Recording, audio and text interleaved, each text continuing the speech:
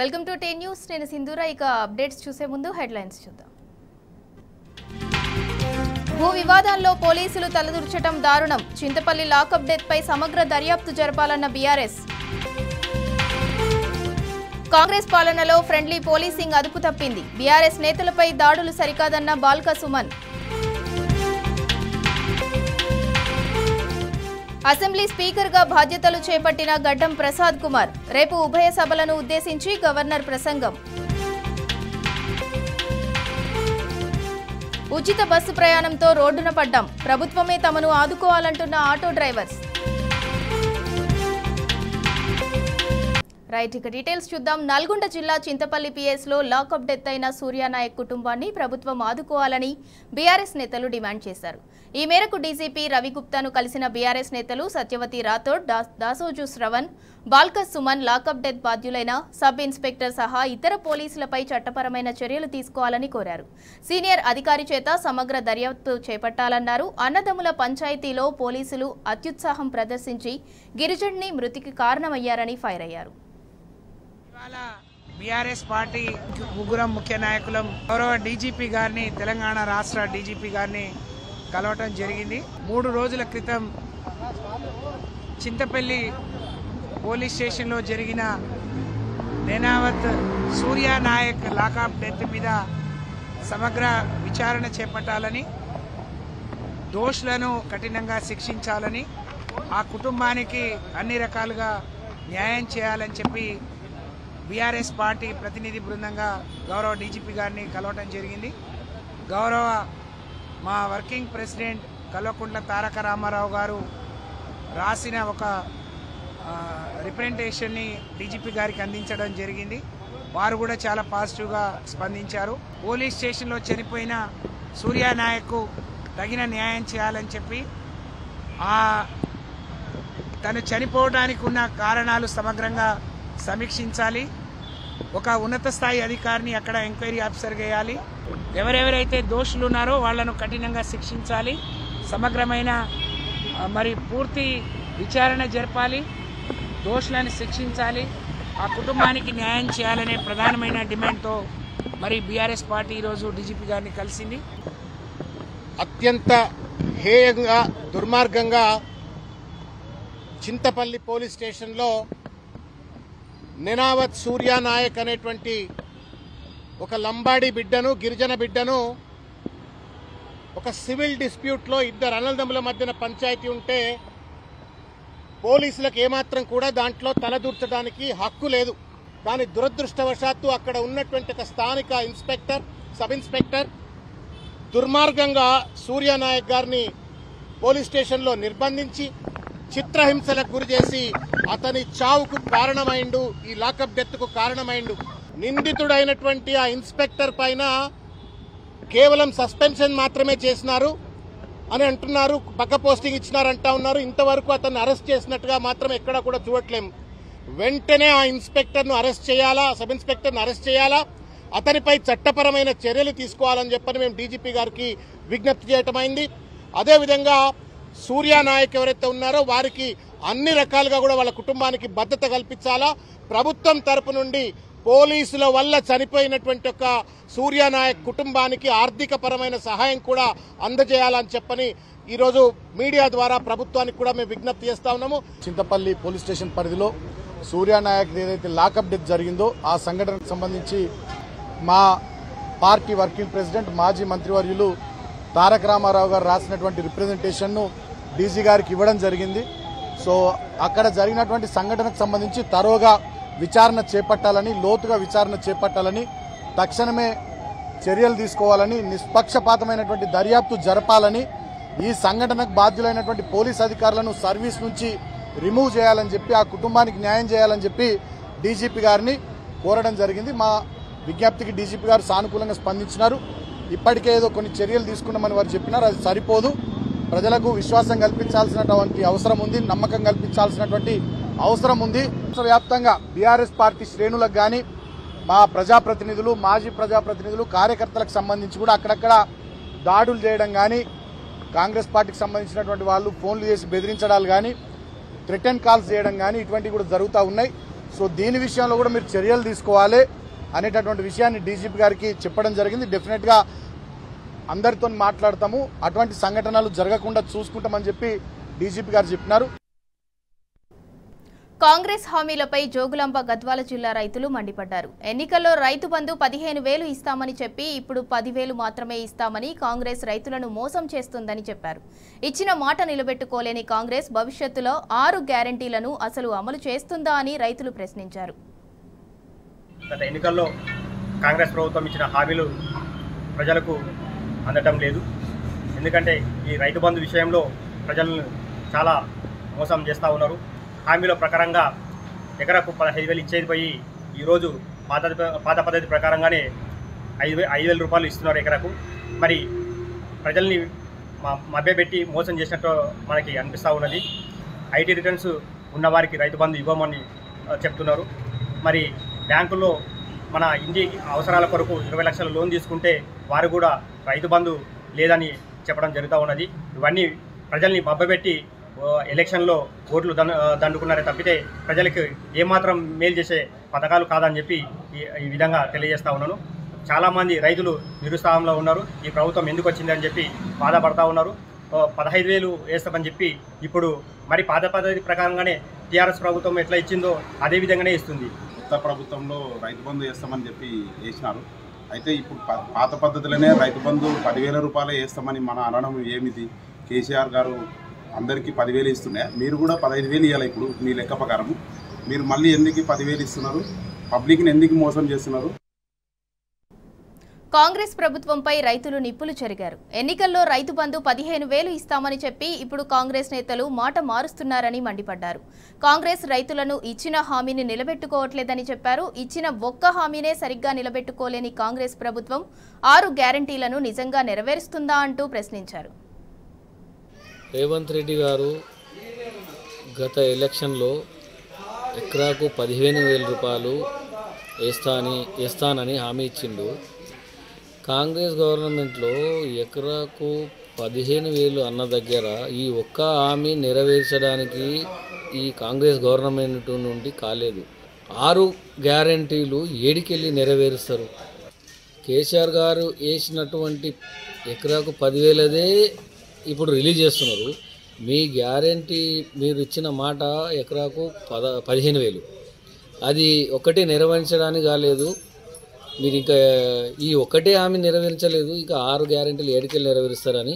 మరి కేసీఆర్ గారు 16,000 ఇస్తానంటే మరి రేవంత్ రెడ్డి గారు నేను 15,000 ఇస్తా రైతులకని మోసం చేసి మరి ఇంతవరకు కూడా రైతులకు పైసలు పడక ఇబ్బందులు పడుతున్నారు. కాబట్టి 6 పథకాలు ఇస్తానని చెప్పి ఇప్పుడు 6 పథకాలు 2 పథకాలు కూడా లేవు.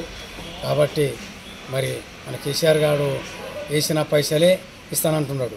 కాకపోతే అతని 15,000 ఏడుండవని మాట్లాడుతున్నాడు. రైతులకంతా మోసం చేసిండు. మా రైతులంతా ఇబ్బంది పడుతున్నారు. ఏదైతే కాంగ్రెస్ ప్రభుత్వం ఇచ్చినటువంటి హామీ ఎకరాకు 15,000 చొప్పున ఇస్తామని ప్రజలను నమ్మించి అధికారంలోకి రావడం జరిగింది. అయితే ఇప్పుడు తీరా చూస్తే కేసీఆర్ ప్రభుత్వం ఏదైతే ఇచ్చిందో కేవలము ఎకరాకు 10,000 చొప్పున మాత్రమే ఇస్తాము, మళ్ళీ 6 నెలల తర్వాత చూస్తామని తప్పించుకోవడం జరిగింది. వీళ్ళ యొక్క తీరును చూస్తుంటే మనకు రేపటి నాడు వీళ్ళు ఇచ్చిన 6 గ్యారెంటీల అమలు కూడా ఇదే విధంగా ఉంటుందేమో. కేసీఆర్ ఇచ్చిన పథకాలను మాత్రమే కొనసాగించేటట్లున్నారు. వీరు కొత్తగా ఏమి ఇచ్చేటట్లు లేరని నాకు ఒక నమ్మకం కలుగుతుంది. వీరు ప్రజల్ని మరియు రైతుల్ని మోసం చేసే విధంగా అడుగులేస్తున్నట్టు కూడా కనిపిస్తుంది. ఇది ఎంతవరకు సమంజసమో ఒకసారి మనం ఆలోచించాలి. CM Revanth Reddy real estate కోసమే ఫార్మాసిటీ రద్దు చేశారన్నారు మాజీ ఎమ్మెల్యే మంచిరెడ్డి కిషన్ రెడ్డి. ఆనాడు ఫార్మాసిటీని తెచ్చిందే కాంగ్రెస్ ప్రభుత్వమని, ఒకవేళ రద్దు చేస్తే రైతుల భూములను తిరిగి ఇచ్చేయాలని డిమాండ్ చేశారు. గత ప్రభుత్వం చేసిన అభివృద్ధి పనులను కొనసాగించాలని కోరారు. మెట్రో రైలుతో పాటు ఇతర అభివృద్ధి కార్యక్రమాలను కొనసాగించాలన్నారు. అమలు చేయలేని హామీలతో కాంగ్రెస్ పార్టీ ప్రజలను మోసం చేసిందని మంచిరెడ్డి కిషన్ రెడ్డి ఆగ్రహం వ్యక్తం చేశారు. ఫార్మాసిటీ ఒకటే మేము మంచి ఆలోచనతోటి హైదరాబాద్కు 70 కిలోమీటర్ల దూరంలో పెట్టడం జరిగింది. హైదరాబాద్లో ఉన్నటువంటి కలుషితమైన వాతావరణం వద్దు అని చెప్పేసి మేము ఎంతో దూరంలో ఒక ప్రయత్నాత్మకంగా ద బెస్ట్ ఏషియాలోనే వరల్డ్లోనే ఒక మంచి కాంప్లెక్స్ ఏదైతే సంస్థ రావాలని, ఫార్మాసిటీ సంస్థ రావాలని పెద్ద ఎత్తున దానికి ఒక ప్లానింగ్ చేసి ముందుకు పోయినటువంటి సందర్భం. కానీ కాంగ్రెస్ వాళ్ళు వారి యొక్క మేనిఫెస్టోలో పెట్టి ఆ ఫార్మాసిటీని ఎత్తేస్తామని ఒక పెద్ద రాజకీయం చేసి వాళ్ళు మేనిఫెస్టోలో పెట్టి ఈరోజు మాట్లాడుతున్నటువంటి ప్రభుత్వం కాంగ్రెస్ వచ్చిన తర్వాత గౌరవ ముఖ్యమంత్రి గారు మాట్లాడుతూ ఉన్నారు, అది ఫార్మాసిటీని ఎత్తేస్తాం, కానీ దాన్ని మెట్రో సిటీగా హౌసింగ్ స్కీమ్లను తెచ్చి రియల్ ఎస్టేట్ వ్యాపారం చేద్దామనే ఆలోచనతో ముందుకు పోతున్నటువంటి సందర్భం. ఆనాడు మమ్మల్ని అన్నారు, ఫార్మాసిటీ పెద్ద బడా బాబులకు, బడా ఫార్మసీలకు దారాదత్తం చేస్తూ ఉన్నారు, కోట్ల రూపాయలకు అమ్ముకుంటా ఉన్నారని చెప్పేసి చెప్పడం జరిగింది. ఈనాడు చేస్తున్నటువంటిది ఈ ఫార్మాసిటీ రద్దు చేస్తాం, అదేవిధంగా మెట్రో అంటే సిటీగా, లేకపోతే టౌన్షిప్లుగా, లేకపోతే హౌసింగ్ బోర్డుకు ఇండ్లకు జాగలకు ఇవ్వడం జరుగుతుంది అని చెప్పేసి గౌరవ ముఖ్యమంత్రి గారు చెప్పడం జరుగుతూ ఉంది. నేను డిమాండ్ చేస్తూ ఉన్నాను, ఈరోజు మిమ్మల్ని మీరు చేసినటువంటి ప్రామిస్ ఏంటి, ప్రజలకు ఇచ్చిన వాగ్దానం ఏంటి, వాపసు ఇస్తామని చెప్పిన మాట నిలబెట్టుకోకుండా ఈరోజు రియల్ ఎస్టేట్ వ్యాపారం చేద్దామని ఆలోచనతో ముందుకు పోతుంది. సింగరేణి కార్మిక గుర్తింపు సంఘం ఎన్నికల్లో టీబీజీకేఎస్ జోరుగా ప్రచారం నిర్వహిస్తోంది. ఇల్లందు జీఎం కార్యాలయంలో జరిగిన ఫిట్ మీటింగ్లో ఆ సంఘం ఉపాధ్యక్షుడు రంగనాథ్, బీఆర్ఎస్ జిల్లా మాజీ అధ్యక్షుడు దిండిగల రాజేందర్, కార్మిక నాయకులు తదితరులు పాల్గొన్నారు. సింగరేణి కార్మికుల హక్కులు, వారసత్వ ఉద్యోగాలు బీఆర్ఎస్ అధినేత కేసీఆర్ వల్లనే సాధ్యమయ్యాయన్నారు. టీబీజీకేఎస్ ను భారీ మెజారిటీతో గెలిపించాలని పిలుపునిచ్చారు. కార్మికుల యొక్క శక్తి తగ్గిపోయింది, కార్మికులందరూ కూడా తగ్గిపోయినరు, ఇవాళ సింగరేణిలో ఉద్యోగాలు లేకుండా పోయినాయి అంటున్నారు. నేను అడుగుతున్నా, 98 నుంచి 2018 సంవత్సరం వరకు ఎవరి కారణంగా ఉద్యోగాలు రిక్రూట్ కాలేదు, ఎవరి కారణంగా ఈ సంస్థలో కొత్తగా ఉద్యోగస్తులు రాలేదో మీరందరూ కూడా సమాధానం చెప్పాలి అని చెప్పేసి వాళ్ళని అడుగుతున్నాను. 2018 సంవత్సరంలో కూడా తెలంగాణ ఆవిర్భావం తర్వాత కేసీఆర్ గారు ఒక నిర్ణయం తీసుకున్నారు. నేను తెలంగాణ ప్రాంతంలో తెలంగాణ సాధనలో తిరుగుతున్నటువంటి సమయంలో సింగరేణి కార్మికులు ఒకటే అడిగినారు, అయ్యా మాకు డిపెండెంట్ ఎంప్లాయ్మెంట్ హక్కు ఇవ్వండి, మా పిల్లలందరూ కూడా మా 2 తరాలుగా మేము ఉద్యోగం చేస్తుంటే 3వ తరంలో మా పిల్లలకు లేదు, ఆగమైపోయి రోడ్ల మీద తిరుగుతున్నారు అని చెప్పినారు, కాబట్టి ఆ ఉద్యోగాలు ఇద్దాం, మళ్ళీ అవకాశం పిల్లలందరికీ కూడా కల్పించాలని చెప్పేసి 2017 సంవత్సరంలో ఒక బ్రహ్మాండమైనటువంటి సర్క్యులర్ తీసుకొచ్చింది. ఆర్టీసీ బస్సుల్లో మహిళలకు ఉచిత ప్రయాణంపై ఆటో, క్యాబ్ డ్రైవర్ల ఆందోళనలు పెద్ద ఎత్తున కొనసాగుతున్నాయి. కామారెడ్డి జిల్లాలోని బాన్సువాడ పట్టణంలో భారీ నిరసన ర్యాలీ నిర్వహించారు. దాదాపు 1500 మంది ఆటో డ్రైవర్లు కాంగ్రెస్ ప్రభుత్వానికి వ్యతిరేకంగా నినాదాలు చేశారు. ఉచిత బస్సు సదుపాయాన్ని వెంటనే రద్దు చేయాలని డిమాండ్ చేశారు. ప్రైవేట్ డ్రైవర్లను ఆదుకోవాలని ప్రభుత్వాన్ని కోరారు.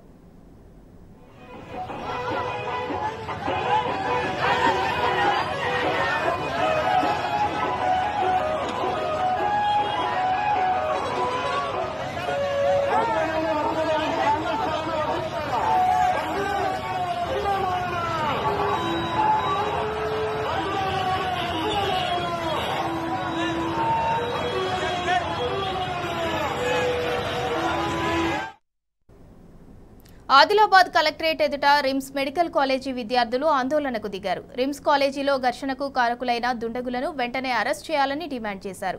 కాలేజీ ఆవరణలో ఇంత పెద్ద ఘర్షణ జరిగినా రిమ్స్ డైరెక్టర్ ఇప్పటి వరకు క్లారిటీ ఇవ్వకపోవటాన్ని తప్పుపట్టారు. అసిస్టెంట్ ప్రొఫెసర్ డాక్టర్ క్రాంతి బయట వ్యక్తులను తీసుకువచ్చి తమపై రిమ్స్ డైరెక్టర్ రాథోడ్ జయసింగ్ అమానుషంగా దాడి చేయించారని ఆరోపించారు. విద్యార్థులపై దాడిని ఖండించారు మాజీ ఎమ్మెల్యే జోగురామన్న. బాధ్యులపై కఠిన చర్యలు తీసుకోవాలని డిమాండ్ చేశారు.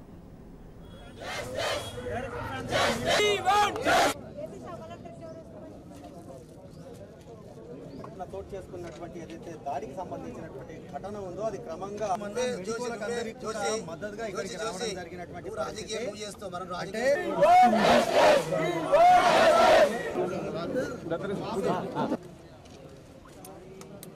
సైన్ తీసుకోండి, రిసీవ్డ్ కాపీ కావాలి. రిమ్స్ కాలేజీ వైద్య విద్యార్థులపై జరిగినటువంటి దాడిని పూర్తిగా ఖండిస్తూ ఉన్నాం. మరి వాస్తవంగా ఏదైతే వాళ్ళ కాలేజీలో ఉన్నటువంటి సమస్యల పట్ల నిన్ననే సాయంత్రం మరి డైరెక్టర్ గారితో వారు విన్నవించడం, ఆ తర్వాతనే మరి డాక్టర్ కుమార్ అనే డాక్టర్ గారు మరి ఇలా వాళ్ళు చెప్తా ఉన్నారు డైరెక్టర్ గారికి బంధువని, బంధువైనా కాకపోయినా వారి యొక్క ఆ ప్రోద్బలంతో గుర్తు చేయనటువంటి వ్యక్తులు మరి రౌడీ షీటర్సు, వీళ్ళు డైరెక్టర్ ఫ్యాన్స్, డైరెక్టర్ గారి నుంచి మీరు ఏం మాట్లాడినా మంచిగా ఉండనటువంటి బెదిరింపు ఏది ఇచ్చాడో అది పూర్తిగా నేను దాన్ని ఖండిస్తున్నా. నేను ఖచ్చితంగా కలెక్టర్ గారి దగ్గరికి వెళ్తాను. దీనిపైన మీరు ఏమి విచారణ జరిపిస్తారు, ఎట్లా జరిపిస్తారు, దీంట్లో ఎవరి హస్తం ఉంది, ఎవరి ప్రమేయం ఉంది, వాళ్ళు ఏం డిమాండ్ చేస్తూ ఉన్నారు, రిమ్స్ డైరెక్టర్ కానీ మరి డాక్టరు క్రాంతి కుమార్ కానీ మరి వీరిద్దరిపైన చర్య తీసుకోవాలని చెప్తా ఉన్నారు. ఖచ్చితంగా ఫస్ట్ చర్య తీసుకోకంటే ముందు మీరు విచారణ ఒక కమిటీ వేయండి తొందరలోనే. ఇప్పుడు కలెక్టర్ గారు కూడా స్పందించి కమిటీ వేసి విచారణ జరిపించి నిజంగా వ్యక్తుల బాధ్యత గల వ్యక్తులు ఉన్నారు కాబట్టి వాళ్ళు బాధ్యులైతే వాళ్ళ ఏదైతే విద్యార్థులు వైద్య విద్యార్థులు డిమాండ్ చేస్తూ ఉన్నారో దానికి పూర్తిగా నేను కూడా సపోర్ట్ చేస్తూ ఉన్నా. అటువంటి వ్యక్తులు నిజంగా వాళ్ళ హస్తం ఉంటే వాళ్ళ మీద చర్య జరగవలసిందే. రాచకొండలో అంతర్రాష్ట్ర డ్రగ్స్ ముఠా గుట్టును పోలీసులు రట్టు చేశారు. రాజమండ్రి నుంచి హైదరాబాద్ మీదుగా ఉత్తరప్రదేశ్కి అక్రమంగా గంజాయి తరలిస్తున్న 3 నిందితులను ఎల్బీ నగర్ ఎస్ఓటీ పోలీసులు అరెస్ట్ చేశారు. నిందితుల వద్ద నుంచి 360 కిలోల గంజాయి, 4 మొబైల్స్, 1 కారును పోలీసులు స్వాధీనం చేసుకున్నారు.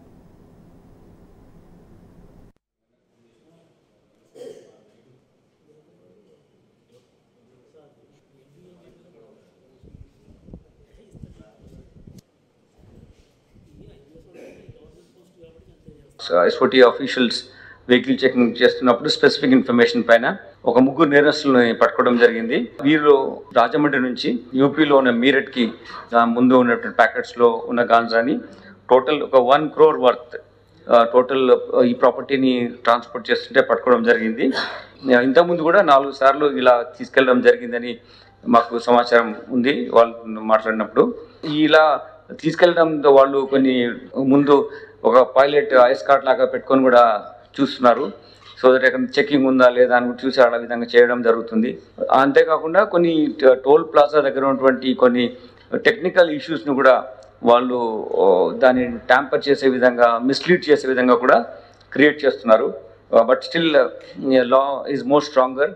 We have got better technology to identify such any kind of violations. ఎట్లా చేసినా కానీ పట్టుకోవడం విధంగా మనము ప్రొఫెషనల్లీ కాంపిటెంట్ స్ట్రాంగ్ మెకానిజం మన దగ్గర ఉంది. అంతేకాకుండా ముఖ్యమంత్రి గారు కూడా ఈ విషయంలో గాంజా లాంటి కానీ ఎనీ మాదక ద్రవ్యాలు మన దగ్గర ఉండొద్దు అనేది ఒక స్ట్రాంగ్ మెసేజ్తో పాటు దాని తగ్గట్టుగా యాక్టివిటీ కూడా ఉండాలి అనే ఉద్దేశంతో ఎంటైర్ పోలీస్ యంత్రాంగం పనిచేస్తుంది.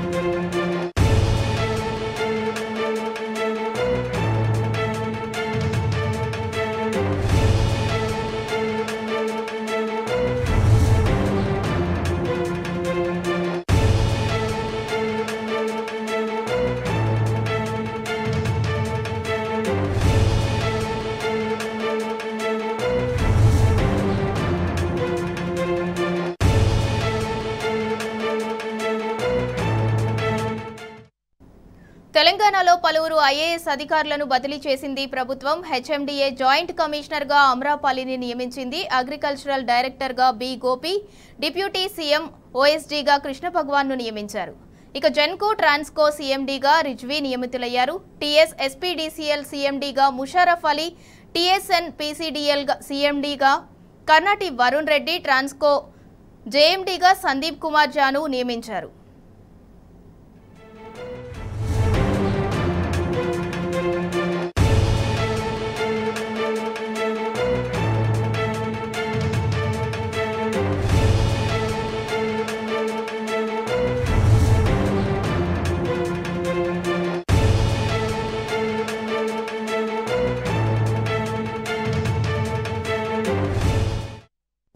తెలంగాణలో పలువురు ఐఏఎస్ అధికారులను బదిలీ చేసింది ప్రభుత్వం. హెచ్ఎండిఏ జాయింట్ కమిషనర్గా అమ్రాపాలిని నియమించింది. అగ్రికల్చరల్ డైరెక్టర్గా బి గోపి, డిప్యూటీ సీఎం ఓఎస్డీగా కృష్ణ భగవాన్ను నియమించారు. ఇక జెన్కో ట్రాన్స్కో సీఎండీగా రిజ్వీ నియమితులయ్యారు. టీఎస్ ఎస్పీడీసీఎల్ సీఎండీగా ముషారఫ్ అలీ, టీఎస్ఎన్ పీసీడీఎల్ సీఎండీగా కర్నాటి వరుణ్ రెడ్డి, ట్రాన్స్కో జేఎండీగా సందీప్ కుమార్ జాను నియమించారు.